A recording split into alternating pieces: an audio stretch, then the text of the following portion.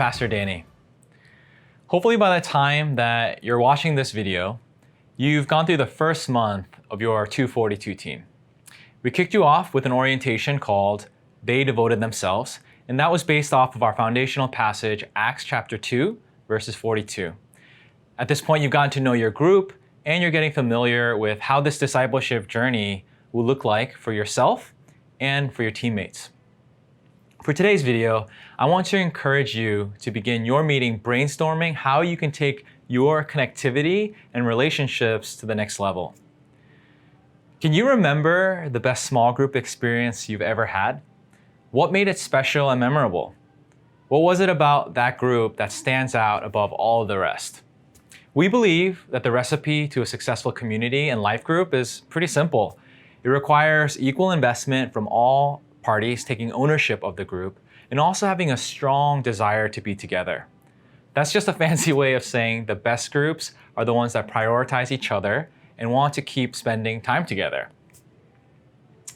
So to start your meeting tonight, I want to suggest you brainstorm and even plan ways to spend extra time together outside of your scheduled meeting time. Be creative, be diverse, and be excited. So here are just a few ideas. One is have a Zoom watch party together on Sunday mornings, started 30 minutes before the service begins, and maybe just spend time catching up with each other, maybe eat breakfast together and show you what you've prepared, or even have a prayer meeting together and prepare your hearts before service begins. Or share meals, celebrate birthdays and big milestones in each other's lives. Some of your groups have folks who are dialing in from around the country and even the globe. So this means your 242 team will have to meet virtually. So we encourage you to be creative and find fun ways to make the digital space meaningful. Zoom can certainly be a powerful tool to make and even deepen personal connections. Others of you are made up of members who are all here in Boston. This means you may have some opportunities to do safe activities in person.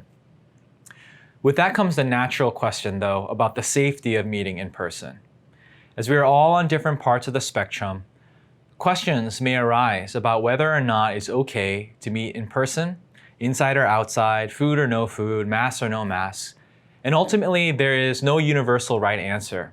The right answer is the right answer for your specific group. And the right answer is the one that you collectively come up with together as a team. As Cornerstone Church, the only universal rule that we'd like to ask all of you to follow is what is recommended by the state of Massachusetts and your local town and city governments. Beyond that, we ask that you exercise your best discernment together as a team. Here's a suggestion of how you can frame your conversation so that everyone feels safe and heard.